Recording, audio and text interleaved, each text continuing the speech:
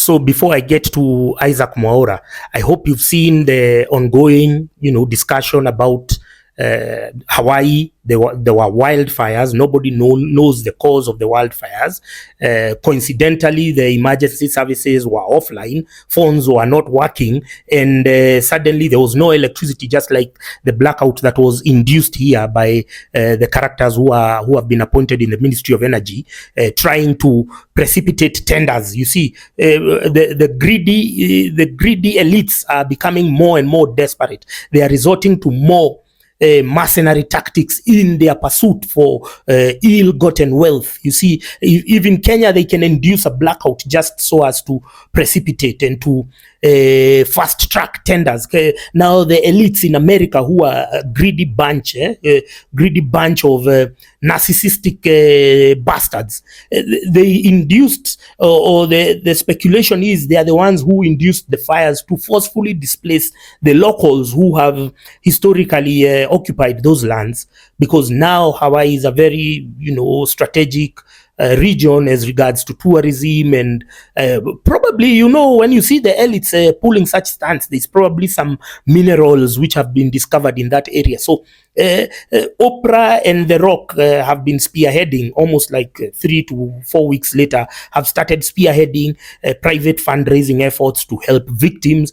They are claiming that the money is going to go directly to victims, but the apathy that we are seeing towards celebrities, especially Hollywood, has escalated within the recent years, especially their association with, some demonic cults, cult-like activities or whatnot. There are allegations of their connections to pedophilia.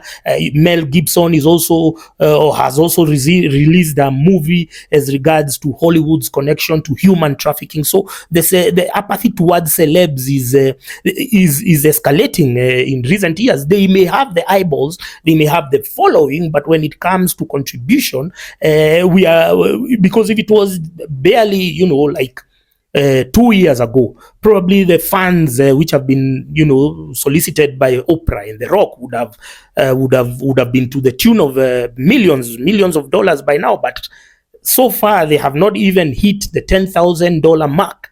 That shows you that people are not buying their bullshit anymore, because the apathy towards the celebrity and environment is almost like the apathy towards the political establishment. The politics and the celebrities, they go hand in hand, and the biggest cause of consternation amongst the Hawaiians is that Joe Biden has only pledged $700 per Hawaii resident, and yet he's sending billions and billions in aid packages and military assistance to fund the unnecessary Ukraine-Russia war. So the people are wondering, are Ukrainians more important than the taxpayers, than the people who make up the American economy?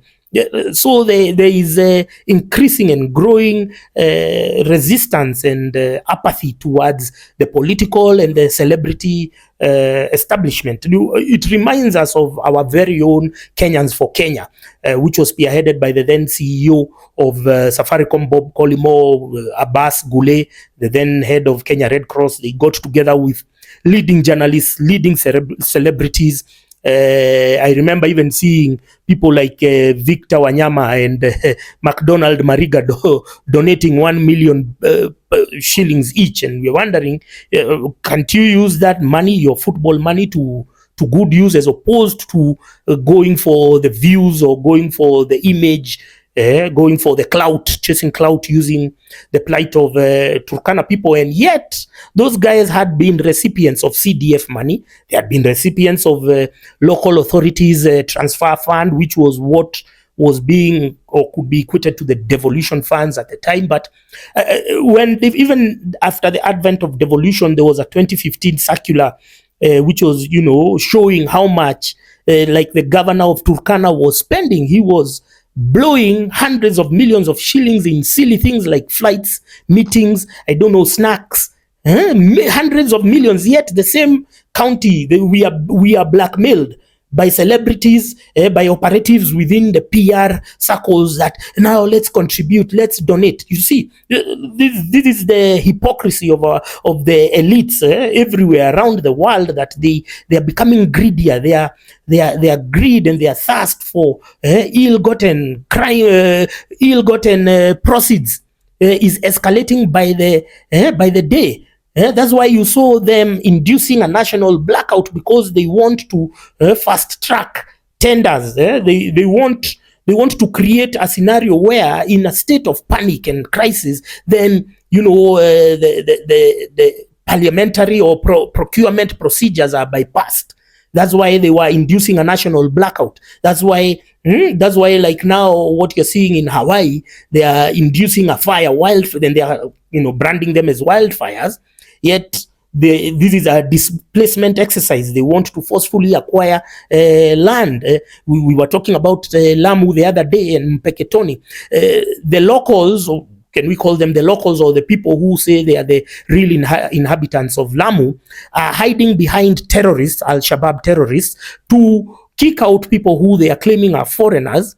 And yet they cannot even petition their own county governments as regards to the usage of devolution funds. That county has only 3 vehicles, has no hospital. If you go there, if you go to Lamu and you have a medical emergency, woe unto you, because there are no hospitals there. Guys there live hand to mouth. Yet these guys have received no less than 100 billion Kenya shillings from the central government with nothing to show. In fact, it can be concluded that the Lamu government, the Lamu county government, are the one who are fueling these clashes so as to shield themselves from reprimand or scrutiny, like the way the South African political establishment then uses can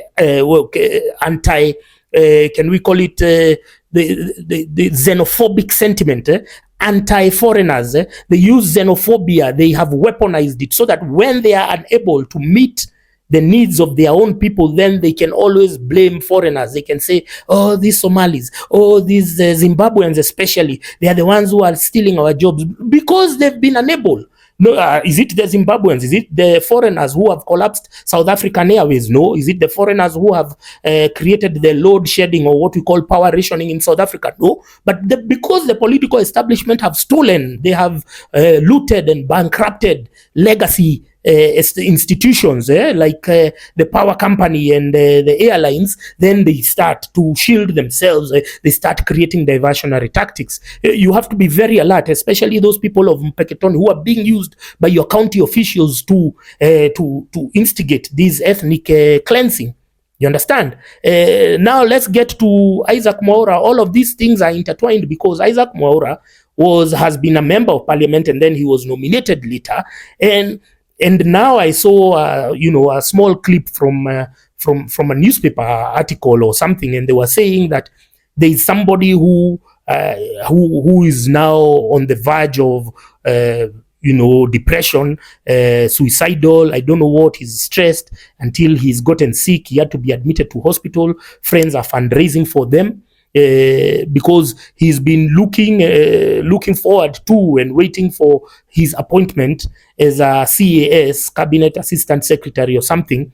There's the position which has been declared illegal by the High Court and the Court of Appeal subsequently. And now and Boniface Mwangi had said something that Kenyans, you're a phone call away from poverty. Instead of them using their opportunity and their positions in power in parliament to push for universal healthcare, to pursue that and to put county governments in check for squandering health funds. You see, the other day we saw that Embu level 5 hospital had no functional generator.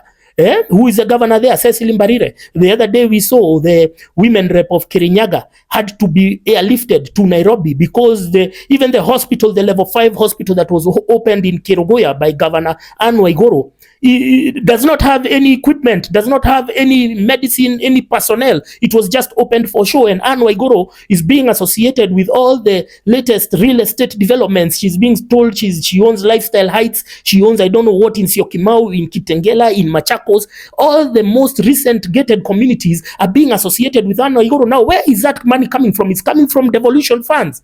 When will Isaac Mwaura and the rest, did they use their opportunity in office to petition and to put these governors in check? No. And now they are suffering. Now, you elected officials should know that you are next.